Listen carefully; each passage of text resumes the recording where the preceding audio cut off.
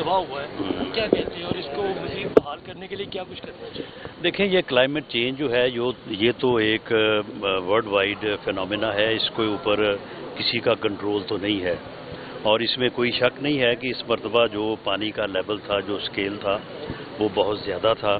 اور خاص طور پہ وہ دریا جس طرح سے ستلج ہے، اپنا راوی ہے، جو کہ بالکل پچھلے 30-35 سال سے خشک ہو چکے تھے، اور لوگ سمجھتے تھے کہ یہاں پہ تو پانی آئے گا نہیں.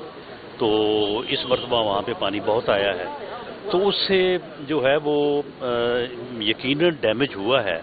لیکن آپ یہ دیکھیں کہ گورنمنٹ نے اس مرتبہ جو ہے وہ یعنی بہت ایک ٹیم ورک کیا ہے، اور جانی نقصان جو ہے ہوا ہے لیکن منیمم ہوا ہے، کم سے کم ہوا ہے.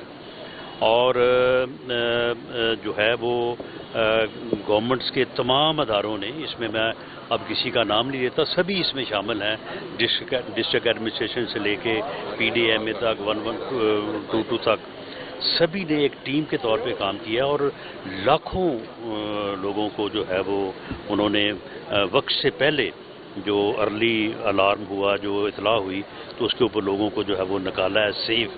تو اس سے میں سمجھتا ہوں کہ وہ نقصان اگر خدا نہ خواستہ یہ گورنمنٹ الرٹ نہ ہوتا اور یہ ٹیم ورک نہ ہوتا تو نقصان بہت زیادہ ہو سکتا تھا. سیاسی سیلاب پر کیا کہیں گے؟ جو آج کل اس ملک میں سیاسی سیلاب لانے کی کوشش کی جا رہی ہے. نہیں، سیاسی سیلاب نہیں، یہ سول نافرمانی کی اور سول وار کی کوشش ہو رہی ہے. 9 مئی کو بھی یہ کوشش ہوئی، اس کے بعد 24 اور 26 نومبر کو بھی یہ کوشش ہوئی. اب مارکہ حق کے موقع کے اوپر بھی جو اس قسم کی جو ہے وہ سازش تھی.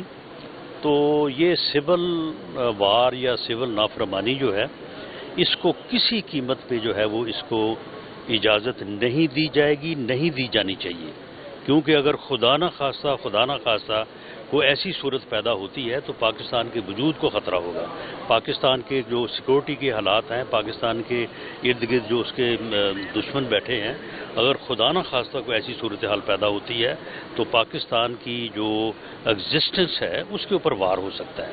تو پاکستان کی حفاظت کے لیے ایسی سوچ رکھنے والی، وہ کوئی سیاسی جماعت ہو، وہ کوئی سیاسی لیڈر ہو، وہ کوئی کلٹ ہو، وہ کوئی دھڑا ہو، وہ کوئی گروہ ہو، اسے پوری قوم کو پوری طاقت سے جو ہے وہ اسے جو ہے وہ روکنا بھی چاہیے، بلکہ اسے کرش کرنا چاہیے. صاحب ایک سوال لے لیجیے گا. مسلم لیگ نون ماضی میں ایکسٹینشن کے لفظ کو لے کے، جس میں مریم صاحبہ کہتی تھی جنرل باجوہ کی باری کہ میں اس گناہ میں شامل نہیں تھی، اور مسلم لیگ نون یہ کہتی تھی کہ نواز شریف صاحب کبھی ایکسٹینشن نہیں دیتے. اس بار لفظ تسلسل یا کنٹینیوشن استعمال کیا جا رہا ہے، تو کیا وہی مسلم لیگ نون جو کل تک مخالفت تھی وہ تسلسل یا کنٹینیوشن کا نام دے کے اس کو جسٹیفائی کر رہی ہے اور سب سے بڑے وکیل کے طور پہ سامنے آئی ہے؟ نہیں، دیکھیں، یہ خواہ اس بات کو موضوع بحث بنایا جا رہا ہے.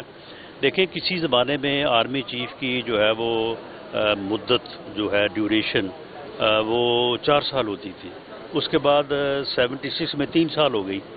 اب by the act of parliament جو ہے وہ 5 سال ہو گئی ہے. تو اس میں ایکسٹینشن کہاں سے آ گئی، یا اس میں جو ہے وہ تسلسل کہاں سے آ گیا؟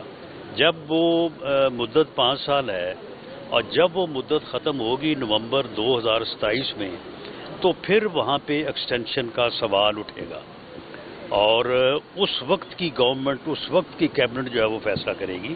میں ذاتی طور پہ کہتا ہوں کہ اس ملک میں ایکسٹینشنز کا رواج ہے، اور انجسٹیفائیڈ ایکسٹینشنز بھی ہوتی رہی ہیں. لیکن اگر ایک ایسا بندہ جو فیلڈ مارشل ہو، اور اگر رواج ہو یہ، تو پھر اس سے زیادہ ڈیزرونگ آدمی کون ہو سکتا ہے؟ اور وہ فیلڈ مارشل یا آرمی چیف عاصم منیر صاحب